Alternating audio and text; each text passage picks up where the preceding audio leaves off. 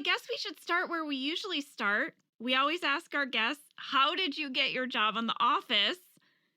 But maybe I should kick this one off because did he know someone? Yeah. Was there like a connection with someone on the cast or crew? Well, when the writers came up with this storyline of the lactation consultant, Paul Lieberstein approached me, got me aside and said, hey, Jenna, we have this really funny idea, but it involves man kind of like squishing your breasts around. How do you feel about that? Like, that would be a guest actor. Are you okay with it? And I said, well, I think it would be maybe a little awkward now that you mention it. And he said, well, what if that person was your fiance, Lee? What if Lee did it? And so then I came home and I told you that. And I guess you can take it from here. Yeah, you came home, you told me, I thought it sounded pretty funny. And I said, sure, right? So, of course, they weren't just handing me the job. I had to go into Allison Jones and read for the role or sort of prove that I could do it, which I got to say, if there was ever a layup in the audition world, I mean, this was like a 6-foot hoop that was like, just please drop the ball in the basket and make everyone's life easier, you know? So, you know, there was no one else reading for it. So I went in, I read for the role. It seemed to go fine. I had a good time and I got the part. Well, Lee, on the commentary, they said that you crushed the audition. They said they loved how just like business you were, like as Clark, like, you know, you just came in, did your thing. And when they were rewatching the scene, they said they loved how you would pump the hand sanitizer as you left or as you came up each time. It just cracked them up. That hand sanitizer was like my go-to little, you know, that was like my security blanket in the scene. Like if I didn't know what to do, I just go pump some more hand sanitizer, you know. It was great. I love that detail. Well, I have a follow-up question. You know, you'd been to set before. You had visited me many times. You knew everybody. You had hung out with us. What was it like coming on the show this time as an actor instead of a visitor? Well, let's see. That's a good question. I had been up a few times to eat lunch, I remember. And we would always just kind of eat lunch and then hang out in your trailer. And then you'd go to work and I would leave, is usually how it was, Jenna. And so this time I had my own trailer. Which was, they gave me a trailer. So were you like, come to my trailer, babe? It was a tiny thing. I looked in there I just kind of opened the door. I saw Clark on the outside. I opened up, looked in. It was the smallest thing. I was like, I'm going to go to Jenna's trailer, I think, and hang out. So I never used the trailer. It was a waste of money for NBC. Sorry about that. I have a question for you. Little actor-y kind of question. Jenna loves these kind of questions. Lee, did you do anything to prepare for the role of Clark? What was your process, Lee? What was my process? Yes. I don't think I did very much. I mean, I sort of looked up what a lactation consultant was, you know, and right, that's a good start. First of all, you guys didn't have kids yet. No, we did not have kids. And I really remember telling Jenna quite a lot about my lactation consultant. Well, it's funny you say that because we did not have kids then. So I never experienced a lactation consultant or the saga of breastfeeding up till then, you know. So I remember looking back, I think I probably had I known how difficult breastfeeding can be, and had I met some lactation consultants, I probably would have played Clark a little differently because, you know, once we had kids and you know, Jenna was breastfeeding both of them and we were learning how it is, and it can be very stressful and difficult. And then you meet these lactation consultants that come in and they're just filled with empathy. And they're just, you know, they know that the mom is stressed out and they just have this, you know, they're oozing empathy. And I probably would have played Clark with a little more of that, you know, had I known. I probably would have given him a little bit more of, you know, got milk, you know. Like, that changes that line, Reed. It does. But no, I just decided to play him very straight. You know, I knew the joke. The joke was, here's a male lactation consultant, and the humor is going to come from Jim's reaction to that. And so I just tried to lay the pipe there and let John do all the heavy lifting. They did say on the DVD commentary there were props that were like lactation consultant pamphlets, like actual pamphlets, real ones. Mhm. And they said you were reading them. Yeah, I did. I did pick up some and read them and like, oh, okay, look at this. There's the C. There's the C on the breast there. The guy making the C. So Okay. Yeah, I remember that because you and John were friends, that John was really trying to make you laugh a lot. Like he was like coming for you. yeah, he was laying it on pretty good, and it was hard. It was hard to not break. If I looked over at him, because he'd hold that pamphlet up and just his eyes Would peek over it. looking at me.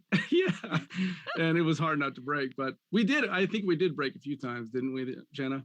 We did. Yeah, it was difficult because he was milking it. Oh, Lord. There it is. Yeah. Boom.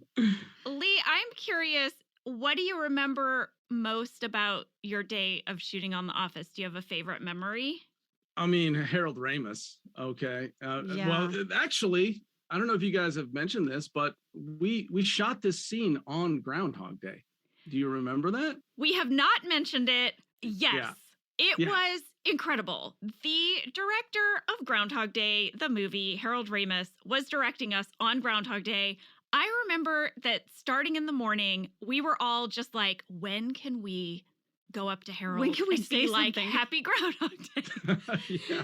Well, I remember when you went up to him, we all had sort of, I think everyone was thinking it. And finally you said it. And when he started to talk about Groundhog Day, everyone just kind of came over. We all just moved over and just sat there and listened to him talk about it. It was really, really fun, really exciting. He was amazing like that. There was a day we all talked to him about Ghostbusters, Mm-hmm. but he was just so cool. I was bummed because I wasn't working that day, and I remember Jenna calling me and saying, "Ange, I worked with Harold Ramis on Groundhog Day." Like, you geeked out about it. Well, speaking of Ghostbusters, I remember that day too, because that's when he told us that every Halloween he dressed up in his Ghostbusters Yes. costume to hand out candy. He said kids would ring the front doorbell and he would be in full Ghostbuster suit. And Like- he gave out Oh full my candy God. bars. Yeah. How cool is that? I know. That's That's the coolest incredible. house on What the a block guy. right there. All right, I have to ask you about a moment, you guys. There's the scene where Clark tells Pam to flick her nipple. Yeah. We got a lot of mail about the flick your nipple moment. Mm-hmm. Brianna K from Texas wrote in and said, 4 years ago, I gave birth to my first daughter. When the lactation consultant came in to check on our breastfeeding progress, she asked if I knew how to stimulate the nipple. I said, absolutely. And I started to flick my nipple. She was appalled and asked, where did you learn that? And I very seriously told her I learned it from an episode of The Office.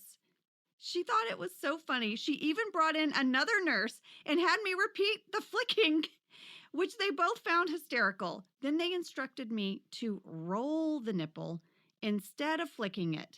This is a true story. Wow. I love that. Isn't that great? Yeah. Oh, no. Well, I remember when we were doing that scene, Lee, none of that stuff at a certain point was scripted. The writers on set were just throwing out phrases for you to Yep. say or for me to say to get reactions out of John. Yeah. No, we went through a few. We went through like tap the nipple, hit the nipple. But I think flick was the one that really did it, And I can't remember if I was actually flicking, the nipple, but I don't remember, Lee. I'm so sorry if I was. I apologize if I was. I was caught up in the moment. You were really, though, handsy there. Like, you were really manhandling my breasts in the scene. And because they wanted to see all that, like... I was going to ask you guys that because I was like, a lot of times as actors, we just cheat it, right? We cheat everything. We will cheat a kiss or an embrace just for boundaries and whatnot. But I was like, it really looks like there's some boob play happening here. There was. Yeah. I mean, that's why I got the job. So, So Well- might as well go for the reality. Well, it was perfect because it really sold the moment, and Jim's reaction was so great. there is a deleted scene where Jim shares about Pam's feelings for Clark. It's a talking head. He's standing outside of your hospital room, but there's a window in the door, and you can see Clark and Pam over Jim's shoulder, and you have to hear it. Like most couples, Pam and I have that one person that we're allowed to hook up with if the opportunity ever arises. Mine is Cameron Diaz. And hers, coincidentally enough, was Clark from the hospital. So, How does it feel when I do that? That feels good. well, that's my cue. Amazing. I don't even remember that. I have to look at that deleted scene. I don't remember doing that. Well, you guys are behind the door, but he can hear you and see you. I see. Okay. And then he dives back in the room when Clark's like, "How does that feel?" And Pam goes, "Feels good." He's like, "Nah, I'm going back in." That's so good. One of my favorite parts of the episode is when Cece falls off her latch right after Clark leaves, and Jim is like, let me try. And she's like, "No, babe, I just think that would be weird. Get Clark." Yeah. Oh my gosh. It was just so much fun being with you on set, Lee. It was like you used to always visit me, and it was just a social visit. But having you on the episode, it was an opportunity to share with you from the inside this thing I had been doing for 6 years. It was really cool. And of course, you're going to come back later and direct an episode in season 9. We'll have to have you in the studio for that. Yes. Yes. Hopefully, no children will be sick that day, and I'll be able to join you, ladies. I know. Yeah. I know. But it was really special having you there. I cherish this memory. Yeah, me too. It was really fun, and and I knew everybody, and everyone was so welcoming and made it so easy for me. That which was helpful, because I'm sure I was a little nervous walking in. Didn't want to screw things up, and it was so fun. It was a great time. I was glad I got to do it. Well, as your friend, Lee, it was so fun for me to rewatch this and to see you and Jenna. You guys have great chemistry, and you've worked together on other projects. Giant Mechanical Man is an amazing movie that Lee wrote and directed, and Jenna's in it, and you should all go watch it. There's my plug. Thank you. That's how we fell in love. It's one of my favorite movies. Thank you. But Thank is there you, Ange. anything you're working on right now that you can share with us?